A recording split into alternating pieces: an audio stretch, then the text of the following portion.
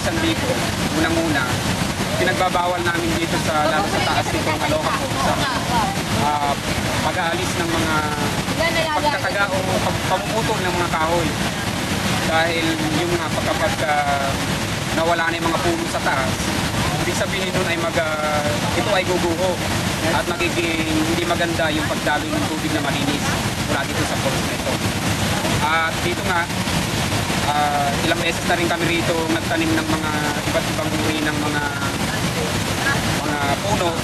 Kaya nga lang ay nasisira na lang kapag dumarating yung mga kalabidad na tulad ng bagyo. Ako, tama ko lang po bilang presidente po ng Barangay Sultan, may pagmamalaki po ba ang tarong ito?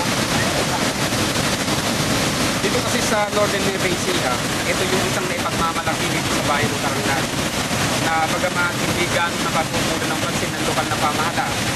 Subalit ito bilang residente at lalo bilang opisyal ng barangay, ito ay may pinagmamalaki kahit na saan dahil ito ay advertise na at ito ay kulang na lamang na konting tulong mula sa mga departamento o kinaukulan na dapat na tumulong dito sa amin dito sa Aloha Falls. Kagawad, ano po ba yung mga kalimitan na okasyon na nagaganap na dinarayo ng nakararano sa Aloha Falls na ito? Sa Aloha Falls ito, maraming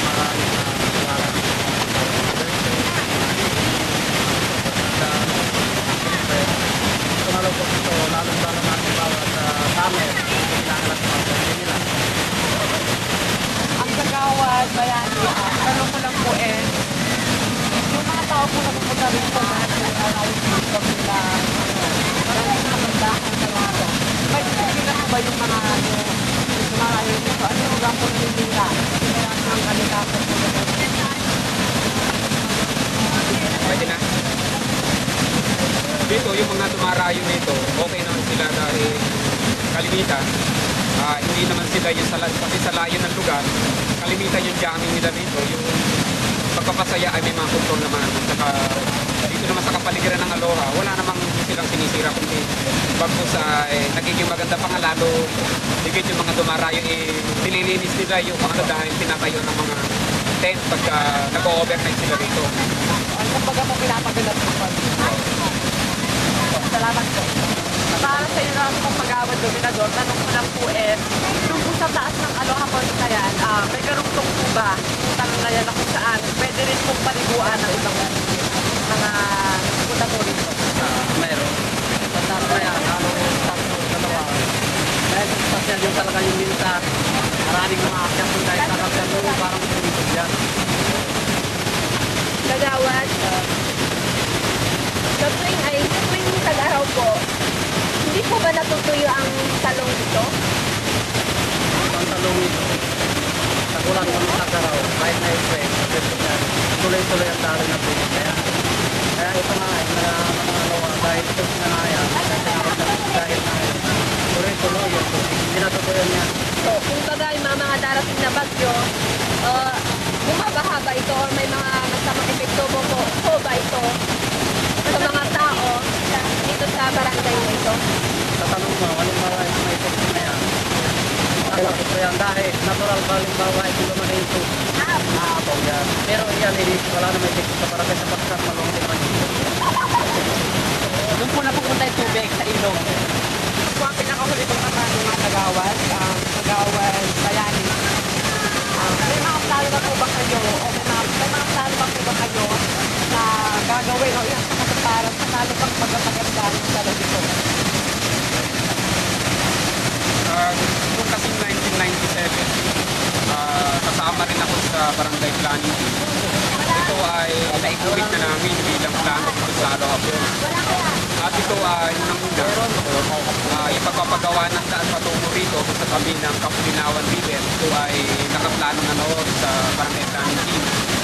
At unang-una roon sa bungad, nung kapasok rito, ay magkakaroon ng mga pangkabuhayan tulad ng mga tindahan para pagpasok dito sa Aloha Falls ay may mga mabibili yung mga pupunta rito magpipiknik. At pagdating naman dito sa papasok rito sa mismong ito nga ay yung kapanahunan ni Governor Edno Oso ay pinagawa nito ng mga tulay na mga native na gawa sa kawayan. Kaya nga lang, naging hindi ganong nag-click dahil nasa ito ay sinira noong mga kapanahonan na may mga bagyo, lumaki ang tubig dito.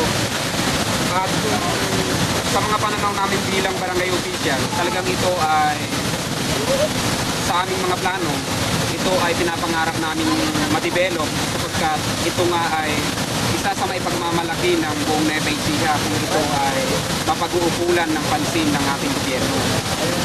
Pero ito ay may plano na, may mga plano na ito sa naisulat na namin ito, subalit yun na lang pagsasakatuparan ng hindi namin. Parang na lang po ang babalik.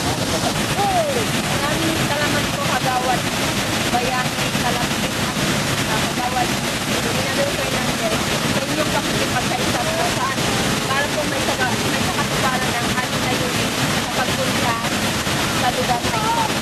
Bagamat umuulan po, naisagawa po namin ng maayos ang aming proyekto. Malaki ang naitulong po ng mga ilang official, barangay official sa aming proyekto. Maraming salamat po, kagawad.